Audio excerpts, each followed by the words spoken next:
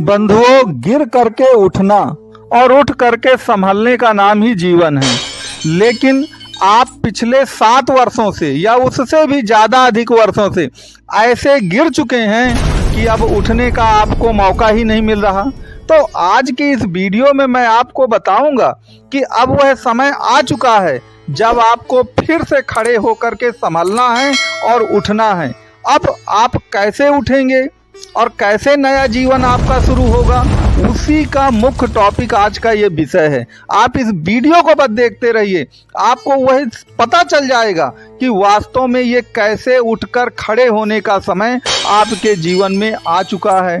तो मित्रों, यहाँ पर एक चीज़ याद रखिएगा कि हमको ये लगता है, हमारे जीवन में सभी को ऐसा लगता है कि वास्तव में गिराने का काम एक ही ग्रह करता है और वो ग्रह है शनि।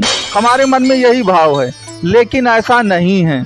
शनि आपको गिराने का काम नहीं करता है। गिराने का काम आपकी कुंडली में 2 ग्रह करते हैं, जिसमें पहला राहु है और दूसरा चंद्रमा है। अब राहु और चंद्रमा जो हैं, यही व्यक्ति को गिराने का सबसे ज़्यादा काम करते हैं। अगर आपकी कुंडली में राहु और चंद्रमा एक साथ बैठे हैं या दृष्टि संबंध रखते हैं या एक दूसरे के नक्षत्रों में बैठ गए हैं, तो राहु और चंद्रमा मिलकर ही लोगों को गिराते हैं। अब आप कहेंगे कैसे गिराते हैं? तो देखिए, जितने भी व्यसन हैं वह सब राहु कराता है। जितनी भी फिजूल खर्ची है वह राहु कराता है, क्योंकि राहु का कोई भाव नहीं है 12 भाव में, लेकिन राहु को 12वां भाव दिया गया है। अब 12वां भाव तो आप जानते ही हैं, जेल खाना, पागल खाना, दवा खाना, वीराना, इन्हीं सब गलत कार्यों का भाव है 12वां। तो 12वें भाव का अधिपति राहु को दिया गया है। अब 12वां भाव फिजूल खर्ची का है, ये है लीगल केसों में फंस जाना, इसी का भाव है 12वां भाव। तो कहने का तात्पर्य यह है कि राहु सबसे ज्यादा गिराने का काम करता है। यहाँ पर मैं कुछ फैक्ट आपको और बता दूं। राहु को समय की कोई कद्र नहीं है, तो राहु पंचुअल नहीं है। तो अगर आप समय की कोई कद्र नहीं करते हैं और पंचुअल नहीं हैं, तो भी आप राहु की गिरफ्त में हैं। आप व्यसन में, शराब में, जुआ में, ऐसे व्यसन में ऐसे आप घिरे हैं, तो भी आप राहु के एक प्रकार से उसमें चले जाते हैं।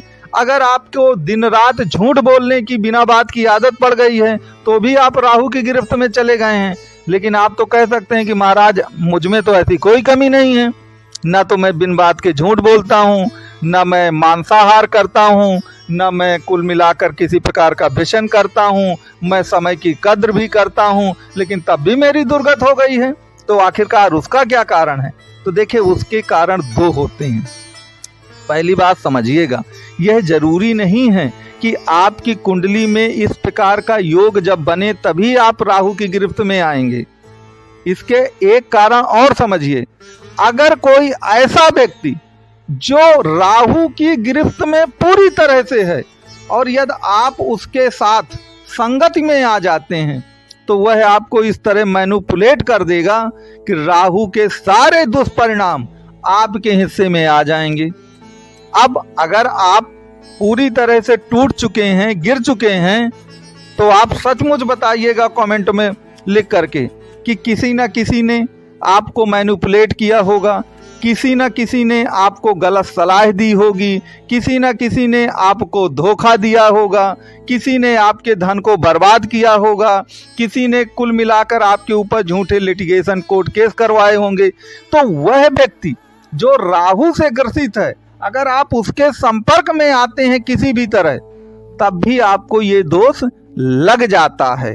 तो हो सकता है कि राहु के जो दोष हैं, चंद्रमा के जो दोष हैं, वह कुल मिलाकर के आपके अंदर ना हो, लेकिन आप ऐसे व्यक्ति के संपर्क में आ गए जिसमें यह दोष थे और जिसके कारण से कुल मिलाकर के आपका जीवन बर्बाद हुआ। तो अब इसके लिए करना क्या है? मेन बात यहाँ पर आती है कि महाराज, अब जो बात हो गई सो हो गई, बीती बात विसार दें, हम उसे खत्म करें। तो यहाँ पर एक चीज आप याद रखिए कि राहु जो है वह बहरूपिया टाइप का आदमी है। तो अगर आप जब भी किसी राहु वाले व्यक्ति से मिलें, अब आपको लगता हो कि ये आदमी सही नहीं है, यह एक चीटर है, क्योंकि राहु चीटर भी है, तो आपको बहरूपिया बन के ही काम करना है, क्योंकि लोहा ही लोहे को काटेगा। इस बात को आप समझ लीजिए, कोई और नहीं काटेगा। तो आपको उसके सामने बहरूपिया जैसा ही कुल मिलाकर के बनना है। दूसरी एक बात याद रखिए कि देखिए, राहु तब आप पर हावी होता है जब आपका चंद्रमा कमजोर होता है। भाई कोई व्यक्ति व्यसन क्यों करता है? अपने दिमाग को, अपने विवेक बुद्धि को खुश करने के लिए थोड़ी करता है। वह व्यसन करता है अपने मन और दिल को खुश करने के लिए। तो जब आपका मन और दिल कमजोर होता है ना, तभी आपका राहु आप पर हावी होता है। तो आपको अपने चंद्रमा पर सबसे ज्यादा वर्क करना है, तभी आप उठ करके खड़े होंगे। और जब चंद्रमा पर आप वर्क करेंगे तो याद रखिए, चंद्रमा अगर मजबूत होगा तो राहु का बहुत ज्यादा दुष्प्रभाव आप पर नहीं पड़ने वाला है। यहां पर एक बात और याद रखिएगा कि इस समय राहु डिग्री वाइज कमजोर होता चला जा रहा है। राहु बकरी चलते हैं, इसलिए वो 30, 29, 28 इस तरह चलते हैं। चूंकि राहु डिग्री वाइज कमजोर होता चला जा रहा है, तो जब राहु कमजोर हो जाता है तो जो जो राहु की बुराइयां मैंने आपको बताई हैं, वह बुराइयां और दोष आप पर कम लगते हैं या नहीं लगते हैं।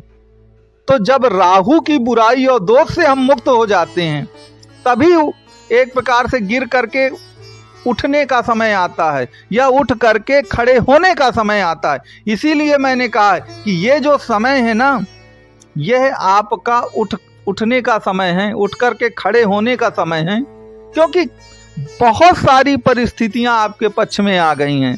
7.5 समाप्ति की कगार पे आ गई है। राहु और शनि के नक्षत्रों का आपस में परिवर्तन भी हो गया है। यह स्थितियां भी आपके पक्ष में ही जाएंगी कुल मिला के। तो कहने का तात्पर्य यह है कि परिस्थितियां पूरी तरह से आपके पक्ष में आ गई हैं। बस आपको राहु से अपने को बचाव बस करना है। अब वो बचाव का ही देखिए, राहु धोखेबाज है, तो आप जो भी काम करते हो उसमें उधारी देने का काम मत करें।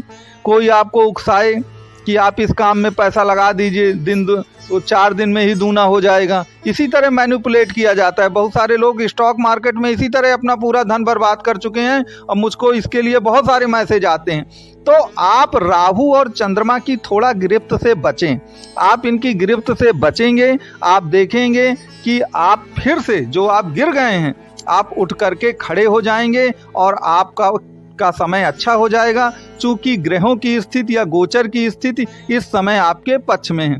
तो मित्रों, आपको ये वीडियो कुल मिला के कैसा लगा, एक कमेंट बॉक्स में ज़रूर आप मुझको ये बताइएगा। और कुंडली के प्रश्न के लिए आप दिए गए नंबर